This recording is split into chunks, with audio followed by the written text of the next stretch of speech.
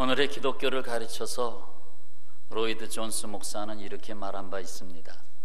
십자가 없는 기독교다, 십자가 없는 그리스도인이다 하고 안타깝게 표현을 했습니다. 십자가로 말미암아 교회가 시작됐지만 이제는 십자가가 없는 교회가 됐다. 교회 종탑에는 십자가가 있지만 그건 하나의 상징에 불과하고 실질적으로 십자가가 없는 교회가 되고 말았다 하는 안타까운 얘기를 합니다. 다시 말해서 고난을 부인하고 희생을 싫어하고 하나님의 말씀이 내 생각과 견조 맞지 않으면 고민하다가 결국 물러나가는 그런 그리스도인의 모습이 아니겠느냐 하는 거지요. 현대신학에 적지 않게 영향을 끼쳤던, 그리고 아직도 여전히 그 1995년에 책을 써낸 것으로 보면 아주 현대신학이죠. 1964년부터 희망의 신학, 십자가에 달리신 하나님, 성령의 능력 안에 있는 교회, 삼위일체와 하나님의 나라 등등 많은 책을 써냈습니다.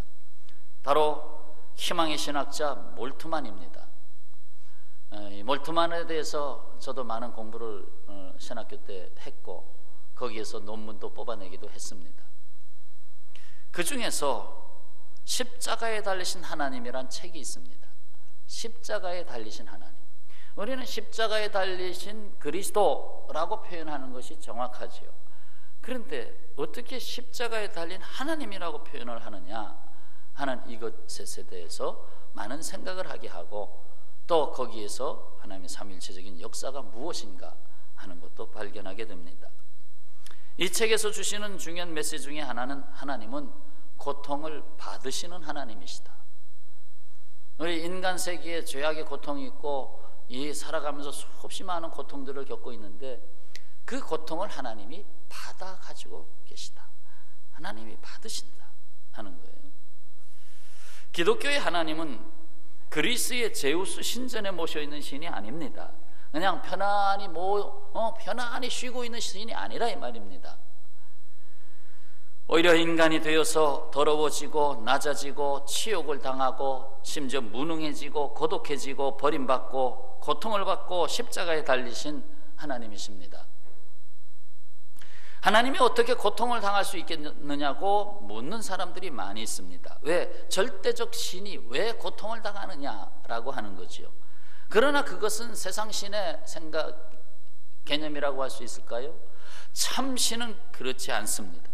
참신은 사랑의 하나님이고 우리와 관계를 맺고 있는 하나님이고 아버지와 자녀의 관계의 하나님이시기 때문에 자녀의 아픔을 그대로 받으시는 아버지라 이 말이죠. 그러니까 고통을 받으시는 하나님이시다. 고통을 받으신 하나님. 십자가에 달리신 하나님은 고통을 받으시는 하나님이다는 거예요. 하나님이 보이십니까? 안 보이십니까? 안 보이죠. 근데 하나님은 이 세상에 자신을 드러내셨습니다. 어떻게 드러내셨습니까? 보이지 않는 하나님이 이 세상에 어떻게 노출되셨습니까? 바로 십자가 사건을 통해서 하나님의 본성이 노출되셨습니다. 하나님이 이 세상에 이 세상을 창조하시고 인간을 지으신 하나님이 이 세상에 자신을 나타내실 때에 하나님 신비로우신 하나님 어떤 정말 동해 번쩍 서해 번쩍 하는 하나님, 그렇게 하나님으로 나타나신 것이 아니었습니다. 오히려 그 위험하시고 놀라우신 하나님은 인류 역사상 가장 놀라운 계시 사건을, 하나님의 자신을 나타내시는 가장 놀라운 사건을 십자가에 달리신 하나님으로 나타내셨다는 것입니다.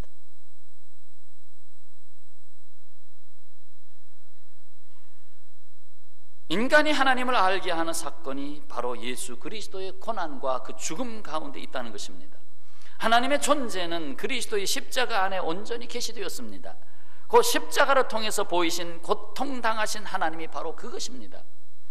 신으로서 하나님은 죽을 수 없는 존재죠. 그럼에도 불구하고 하나님은 죽음과 같은 고통을 받으셔야 했습니다. 곧 하나님은 한없는 사랑의 비애로서 아들의 죽음을 당했습니다. 아들의 죽음. 아들은 죽음을 당하였고 아버지는 아들의 죽음을 당하셨습니다.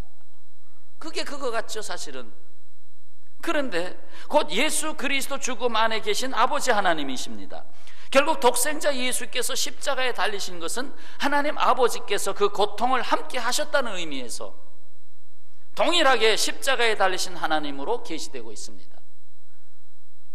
삼위일체 하나님으로서 동일하게 하나님도 하나님, 성부 하나님은 성자 하나님 예수 그리스도의 십자가 사건 안에 함께 십자가에 달리셨다라는 말씀입니다. 예수 그리스도를 십자가에 못 박은 제사장들, 서기관들, 장로들, 바리새인들, 그리고 예루살렘에 모여든 유대인들이 예수님을 십자가에 못 박고 하나님의 아들을 보지 못했습니다. 너희가 하나님의 아들이냐? 네가 하나님의 아들이냐? 그럼 내려와 봐라. 네가 무슨 하나님의 아들이냐? 십자가를 못 박은 사람들은 다 예수님을 하나님의 아들로 인정하지 않았습니다. 그런데 놀랍게도 그 십자가 아래서 하나님의 아들을 본 사람이 있습니다. 누굴까요? 마가복음 15장 39절에 이렇게 성경은 증언하고 있습니다. 예수를 향하여 섰던 백부장이 그렇게 숨지심을 보고 이르되, 예수께서 그렇게 숨지심을 보고 이르되, 이 사람은 진실로 하나님의 아들이었도다. 이 사람은 진실로 하나님의 아들이었도다 하더라. 제사장, 대제사장의 입에서도 나오지 않은 말이 이방인 백부장의 입에서, 예수님은 십자가에 못 박는데 거기서 심부름을 했던 백부장의 입에서 이 사람이야말로 하나님의 아들이다라고 말했던 것입니다. 실로 십자가에 달리신 하나님을 본 것입니다. 이는 앞으로 십자가에 달리신 하나님의 구원의 역사가 이방 세계로 뻗어나갈 것을 암시한 사건이기도 합니다. 자, 십자가 사건에 앞서서 예수님의 생애가 있습니다. 그 예수께서 하늘로부터 이 땅에 오신 성육신의 삶이 있습니다. 이 성육신 사건은 십자가 사건으로 이어집니다. 결국 십자가에 달리신 하나님을 보이십니다. 성육신 사건은 말씀이신 하나님이 육신이 되어 우리 가운데 거하심을 말합니다. 이는 하나님이 죄와 사망 가운데 있는 인간의 삶 한가운데 오시려고 하시는, 죄와 고통 속에서 사망 진토 속에서 허덕이는 인생의 자리에 한가운데 오시고자 하시는 하나님의 사랑의 하나님, 은혜의 하나님, 그리고 아버지 하나님을 나타내시는 역사적 사건이었습니다. 하루는 예수께서 제자 빌립에게 말씀하셨습니다. 빌립아, 내가 이렇게 오래 너희와 함께 있으되, 적어도 3년은 있었잖아요. 내가 오래 너희와 함께 지냈으되 네가 나를 알지 못하느냐? 나를 본 자는 누구를 보았거늘? 아버지를 보았거늘, 아버지 하나님을 보았거늘 어찌하여 아버지를 보이라 하느냐? 빌립아, 너는 아버지를 보여달라고 말하는데 나를 보았는데도 아버지를 보여달라고 하느냐? 라고 말했습니다. 예수께서 십자가를 통해서 하나님을 계시하신 것이 절정에 이르는 사건이라고 한다면, 그에 앞서서 사람의 모양으로 우리 가운데 오셔서 행하신 일들 역시 하나님이 어떤 분이신가를 드러내신 사건입니다. 자, 몇 가지 좀 보겠습니다. 하루는 예수께서 밤이 새도록 고기를 잡으려 했으나 아무것도 잡지 못한 어부들이 있는 해변가로 다가오셨습니다. 그들에게 말씀을 던지셨습니다. 말씀에 순종한 베드로는 2배에 가득히 넘치도록 고기를 잡았습니다. 밤새도록 잡았으나 잡지 못하고 그물만 정리하고 있던 베드로가 말씀 한마디를 의지해서 던졌을 때 2배에 가득하게 잡았습니다. 진정 주인이 다가오신 것입니다. 만유의 주님, 인생의 주님이 다가오신 것입니다. 이후로 베드로 그에게는 2배에 가득 찬 물고기가 보이는 것이 아니었습니다. 아이고, 야, 이 2배 가득 잔 붉고, 야, 오늘 큰 돈을 벌었다, 이렇게 말하는 것이 아니고 그 모든 것을 놔두고 그는 다시 일어나는 삶이 됩니다. 나는 누구인가? 나에게 다가오신 그분은 누구신가? 나에게 찾아오셔서 말씀하신 그분은 누구신가? 말씀이 육신이 되어서 나에게 찾아오신 그분은 누구신가? 예수님을 만나고 그는 새로운 삶이 시작됩니다. 예수 그리스도를 통하여 아버지 하나님을 만나게 되는 그의 삶은 새롭게 하나님 앞에 드려지는 인생으로 살게 됩니다. 또 어느 날 현장에서 가늠하다가 잡혀온 한 여인 앞에 예수께서 서셨습니다. 모인 사람들에게 너희 중에 죄 없는 자가 돌로 쳐라! 그러자 한 사람도 돌을 들지 못하고 다 물러나갔습니다. 죄의 형벌은 사망이잖아요. 그 죽음, 죄의 삭신 사망을 해결하라고 다가오신 주님을 보이십니다. 나는 죄의 문제를 해결하려고 왔다. 아까 종전에는 나는 너의 주인이 되는 것을 보이려고 왔다. 이제 나는 너의 죄를 해결하는 자로 왔다 하고 말씀합니다. 그래서 간음죄로 죽을 수밖에 없는 여인에게 죄를 지고 가시는 예수님으로 나타나시고 결국 다시는 죄를 짓지 말라 하며 그에게 새로운 인생을 주었던 것입니다. 또 어느 날 각색 병든 자들이 모였습니다. 예루살렘 성전으로 들어오는 양문 곁에 베데스다 못이 있었고 그 못 옆에 행각이 있었는데 그 행각에 수많은 환자들이 누워 있습니다. 요한복음 5장에서 이렇게 기록합니다. 그 안에 많은 병자, 맹인, 다리 저는 사람, 혈기 마른 사람들이 누워 물의 움직임을 기다리더니 가끔 이는 천사가 가끔 못에 내려와 물을 움직이게 하는데 아마 이것은 그렇게 생각할 수도 있죠. 온천처럼 이렇게 뿌룩뿌룩 하면서 그 온천에 물이 올라올 때 몸을 담그면 좀 치료 효과가 좀 있지 않았는가 하는 것이 좀 더 이렇게 신화적으로 많이 표현되지 않았나 하는 생각이 듭니다. 그래서 천사가 가끔 못에 내려와 물을 움직이게 하는데 움직인 후에 먼저 들어가는 자는 어떤 병에 걸렸든지 낫게 되미러라. 거기 38해 된 병자가 있더라. 38년 동안 누워있던 병자가 있더라. 뭐 굳이 38년을 조금 상징적으로 표현한다면 이스라엘 백성들이 광야에서 방황한 시간이 38년이에요.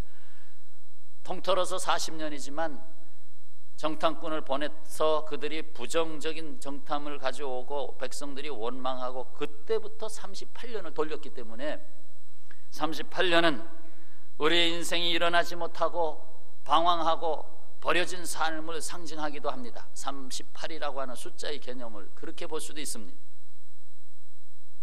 이에 예수께서 그 누워있는 그 38년 된 병자를 보시고 말씀하십니다. 네가 낫고자 하느냐? 하고 물었어요. 네가 정말 낫고자 하느냐? 병자가 대답합니다. 이 대답이 중요합니다. 잘 들어보세요. 주여, 물이 움직일 때 나를 못에 넣어주는 사람이 없습니다. 내가 가는 동안에 다른 사람이 먼저 내려가나이다. 무슨 뜻이죠? 이 세상에 사람이 살아가는 자리는 바로 이와 같은 자리와 같다는 것입니다. 거기에는 서로 자기가 먼저 살려고 남이 어려운 자 38년이나 누워있는 자를 돌볼 생각하지 아니하고 나 먼저 하는 사람들, 거기에 이기주의와 좀 더 힘이 있다고 하는 능력주의와 개인주의가 앞서는 자리, 그 38년 동안 버려진 자리를 말하고 있는 것입니다. 바로 거기에 예수께서 오시는 것입니다. 그리고 말씀하십니다. 일어나 내 자리를 들고 가라. 일어나라. 내게 오셔서 진정으로 일어나게 하시는 분이 말씀하십니다. 일어나라. 내 자리를 들어라. 그동안 내가 있었던 그 자리는 이제 걷어버릴 자리다. 내 자리를 들고 다시는 그 자리가 너에게 필요한 자리가 아니다. 그 멍석이 너한테 필요한 게 아니다. 그렇습니다. 예수 그리스도의 십자가 없이는 이 모든 것이 아무것도 아닙니다. 이 모든 것을 이루시기 위해서 우리에게 참다운 생명의 주로 다가오시고 우리의 삶의 죄를 해결하시고 우리의 삶을 다시 일으키시는 메시아로 오시는 그분, 그 사역이 어디서 완성되느냐? 십자가를 지심으로 완성됩니다. 십자가 없이는 그 모든 사건은 하나의 예고편에 불과한 것입니다. 더 나아가서 하나님이 십자가에 달리셨다는 이 역사적 사실은 종말론적 사건입니다. 종말론적 사건이다. 하나님이 창조하신 세상을 구원하기 위해서 이 세상 역사 가운데 피조물인 사람의 몸으로 오셔서 고통의 십자가, 죽음의 십자가를 지셨다는 사실이 창조주 하나님께서 피조물의 세상에 오셔서 십자가에 달리셨다는 사실이 이 세상의 역사 속에 종말론적이다라는 말입니다.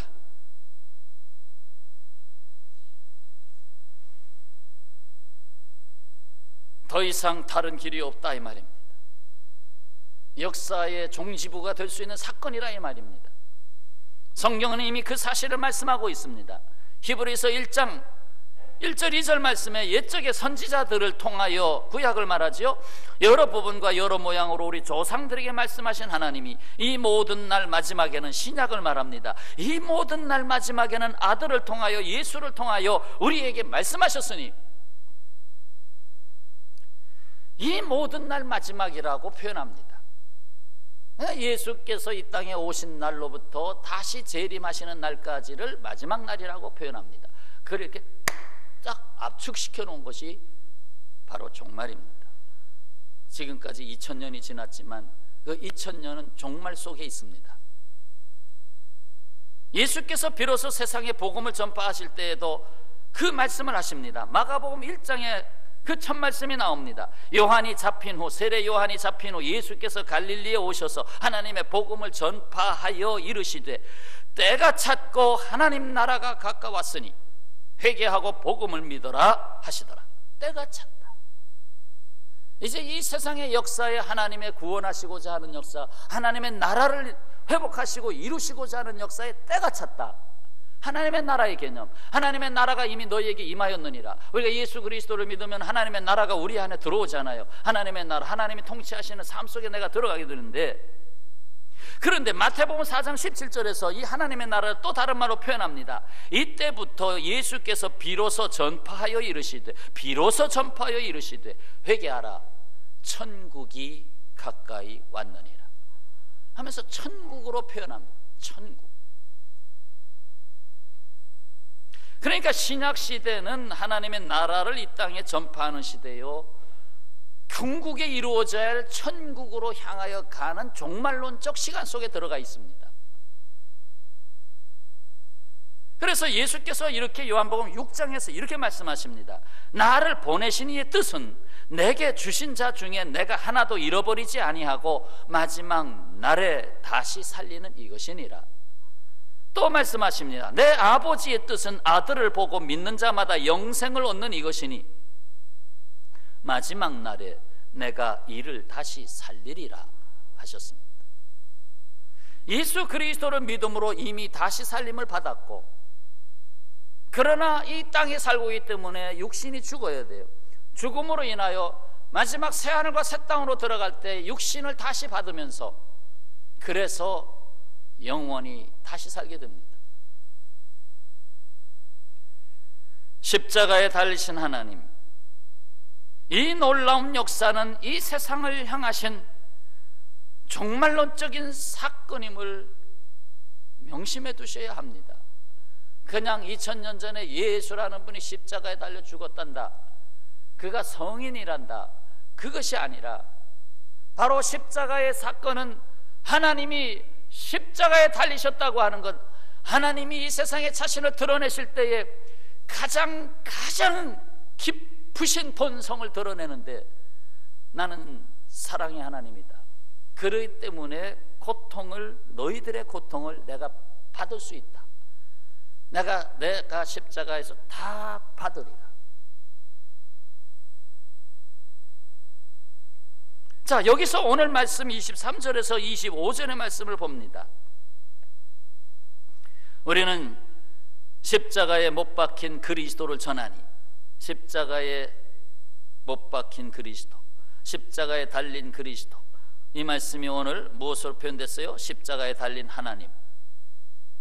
유대인에게는 거리끼는 것이요 이방인에게는 미련한 것이로되, 오직 부르심을 받은 자들에게는 유대인이나 헬라인이나 그리스도는 하나님의 능력이요 하나님의 지혜니라. 하나님의 어리석음이 사람보다 지혜롭고 하나님의 약하심이 사람보다 강하니라 하였습니다.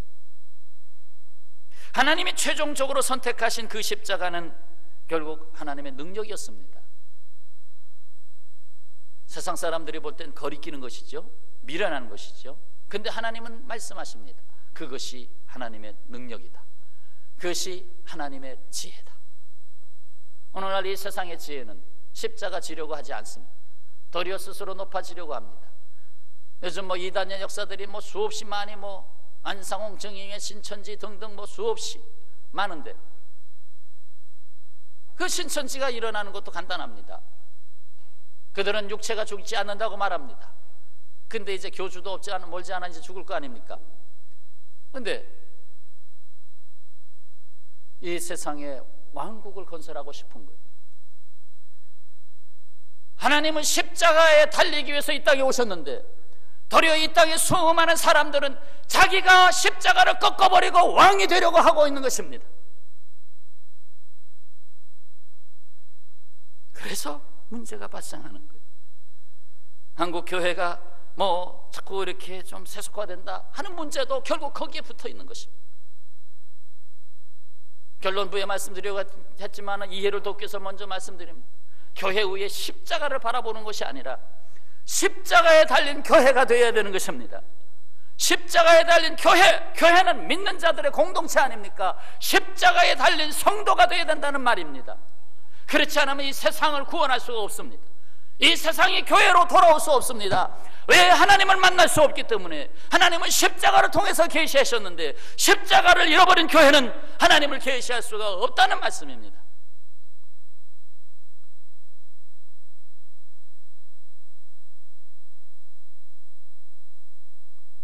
자칭 인간이 주인이 된 이후의 세계는 누가 더 많이 가지느냐, 누가 더 위에 올라가느냐, 누가 1등의 자리를 차지하느냐, 누가 지배자가 되느냐,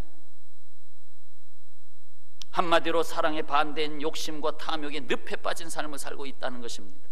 개인적 이기주의, 집단적 이기주의, 정당 이기주의, 국가 이기주의 등에서 헤어나지 못하고 있습니다.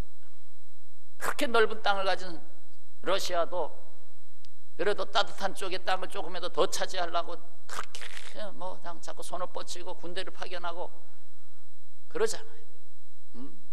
일본도 자기 나라에서 자꾸 지진이 일어나고 그러니까 어떻게 해서든지 다른 나라 땅을 좀 찾아보려고, 페루 쪽에도 상당히 많은 일본인이 다, 일본 사람들이 전 국민이 다 이사갈 준비를 했는지 몰라요. 상당히 많은 땅을 사놨는데 그래도 끝이 없어요. 독도를 뺏어야 되겠다.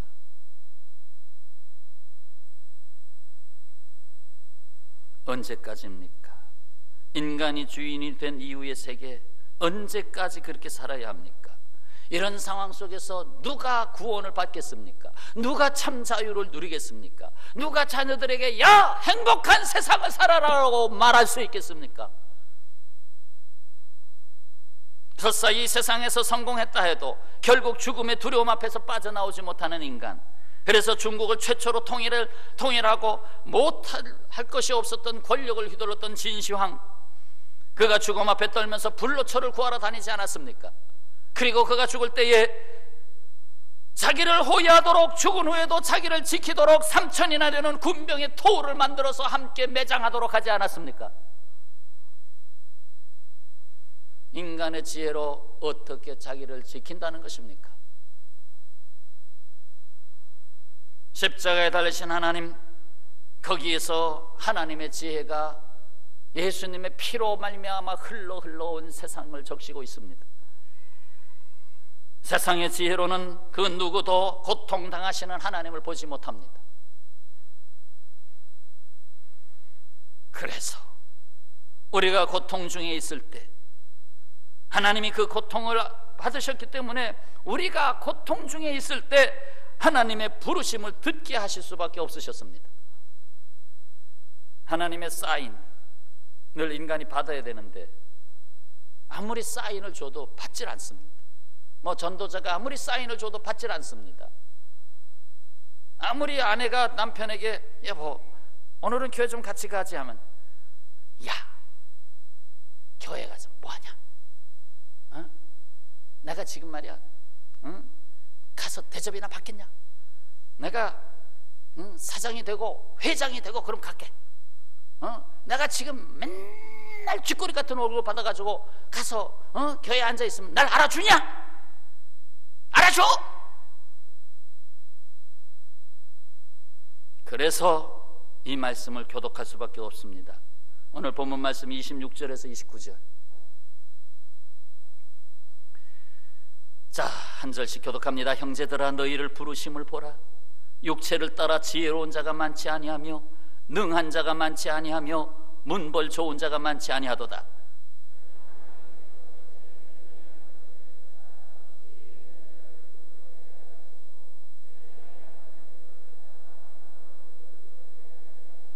하나님께서 세상에 천한 것들과 멸시받는 것들과 없는 것들을 택하사 있는 것들을 폐하려 하시나니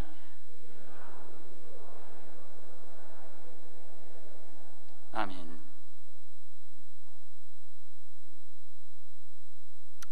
하나님이 능력이 없어서 이렇게 하시나요? 하나님이 정말 야 모여라 지식 있는 파트 이쪽에 박사들 100명 여기 앉고 야 돈 있는 회장들 여기 100명 앉고 야 그거 참 지혜자들이 많구나 아주 공교한 기술자들 여기 100명 앉고 저쪽에 거긴 이쁜 사람들만 100명 앉아라. 아니 하나님이 이렇게 교회 왜 못 만드셔요?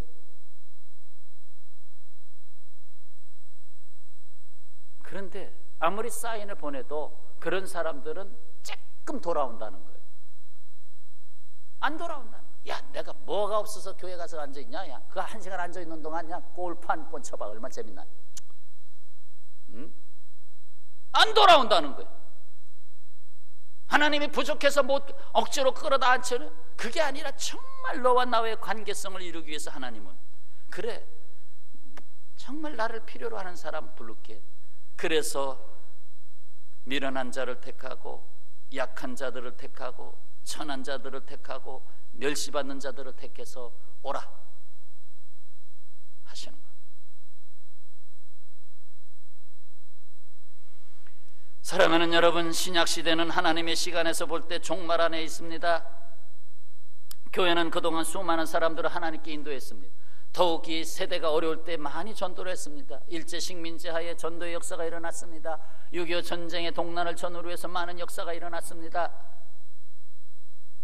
보릿고개를 그 어렵게 살아가는 때에 많이 주님께로 돌아왔습니다. 그러나 이제 세상에 먹는 것이 없이 되었고 이제는 3만 불 4만 불의 시대가 코앞에 와 있습니다.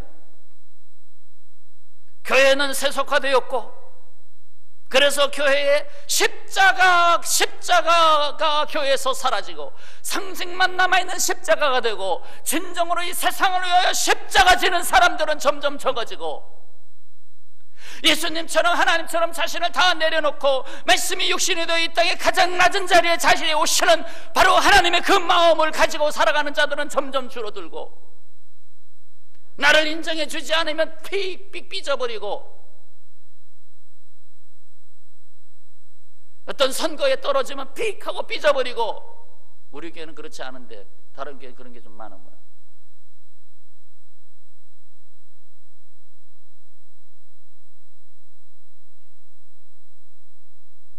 십자가를 지신 예수님을 새롭게 만난 사도 바울은 날마다 자기 십자가를 지면서 살았습니다.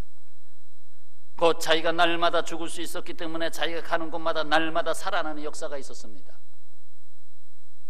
인도의 성자 선다싱은 말합니다. 예수를 위하여 죽기는 쉬우나 예수를 위해 살기는 어렵다고 했습니다. 이게 뭐 비슷한 말 같기도 한데 그런데 결국 무슨 말인가 하면 예수를 위하여 산다는 것은 날마다 죽어야 된다는 말입니다. 산다는 것은 결국 죽어야 된다는 것입니다.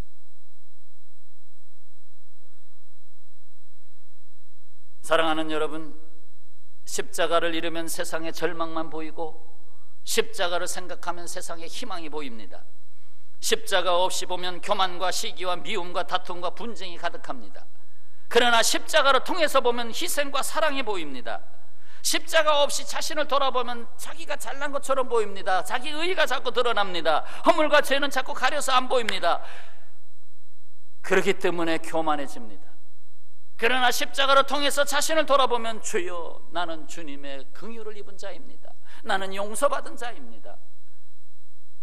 그래서 빚진 자의 모습이 됩니다. 나는 평생 갚을 것밖에 없다. 나는 평생 빚진 자다.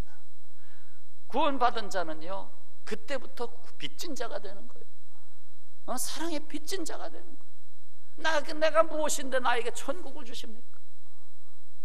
영생을 주셨어. 빚진 자가 됐어. 그래서 내가 모든 것을 손해보는 것도, 그것도 거기에 그렇게 내 인생 걸지 않습니다. 이미 받은 은혜만 해도 크기 때문에 그렇습니다. 더욱이 십자가를 통해서 사람들을 바라보니 사람들이 바뀌었습니다. 사람들이 바뀐 것이 아니라 내가 바라보는 내 생각이 바뀐 거예요. 내 눈이 바뀐 거예요. 왜? 십자가를 통해서 보기 때문에, 하나님의 눈으로 보기 때문에 달라진 것입니다. 전에는 함부로 미워했습니다. 함부로 판단하고 말했습니다. 함부로 업신여겼습니다. 그러나 이제는 그렇게 보이지 않습니다. 왜? 저도 예수께서 십자가 지시고 대신 구원해낸 하나님의 자녀다라는 것으로 보이기 때문에 그렇습니다. 사도 바울 이전에 핍박자 사울을 바라보시는 예수님, 네가 나를 지금은 핍박하지만 너는 내가 이 세상을 구원하는 가장 큰 사도로 쓸 거다. 그래서 다시 보는 것입니다. 성도 여러분, 내가 지고 가야 할 십자가가 어디 있습니까? 무엇입니까? 내 생각 또다시 내려놓고 아버지의 생각을 구하고, 그래서 늘 성경 말씀 펴고 주님이 내게 말씀하시도록, 안 들릴 때는 하나님이 나를 억지로 훈련시키기도 합니다. 한국교회가 계속 정신 차리지 못하고 있으면 환란이 가까이 옵니다. 마지막 대환란이 오는 이유도 천국에 가는 백성들을 견고히 하기 위해서 오는 거예요. 그냥 대충 주님, 나 예수님 뭐 그냥 천국 가겠지가 아니라, 정말 너는 내 제자냐? 정말 나를 따르냐? 그래서 환란의 시기에 한국교회가 정결하고 견고하고 세상이 빛이 됐던 것처럼, 정 안 되면, 평안할 때의 복음의 역사를, 십자가의 삶을 제대로 살지 않으면 할 수 없이 하나님은 십자가에 또 달리십니다. 근데 어떻게 달리느냐? 교회가 십자가에 달리게 하십니다. 그리스도의 몸이 교회 아닙니까? 그래서 교회가 십자가에 달리는데, 교회의 고난과 순환이 다시 오지 않으면 복음의 생명력이 나타나지 않는다 이 말입니다. 참으로 이제는 좀 잔잔해질만 하면 또 매스컴에서 교회를 기사거리로, 그냥 가십거리로 자꾸 끄집어내가지고 뭐 대형교회 이야기들 자꾸 나오는데 정말 속상합니다. 좀 전도하려고 하면 아이고 뭐 서초교회 뭐 잔혹사 이야기가 있다며, 또 나오는 거야, 또 나오는 거야, 자꾸 나오는 거야. 집안 싸움이 되고 결국 거기에 어디 십자가가 있냐고 누가 말하겠어요.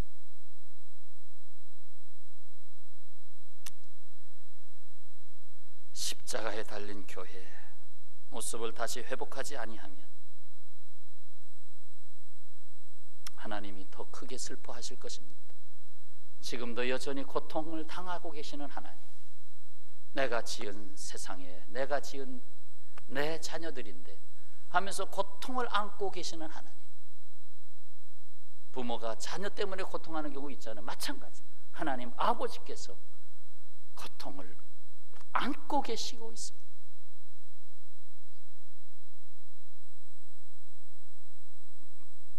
정리하십시오. 십자가에 달리신 하나님, 여기에는 고통당하시는 하나님이 보입니다. 그리고 내가 고통하고 있을 때 주님의 부르시는 음성이 들립니다. 내가 고통 중에 있을 때 비로소 들립니다. 내가 너를 사랑한다. 내가 너를 사랑한다. 기도하겠습니다. 기도하옵나이다. 아멘.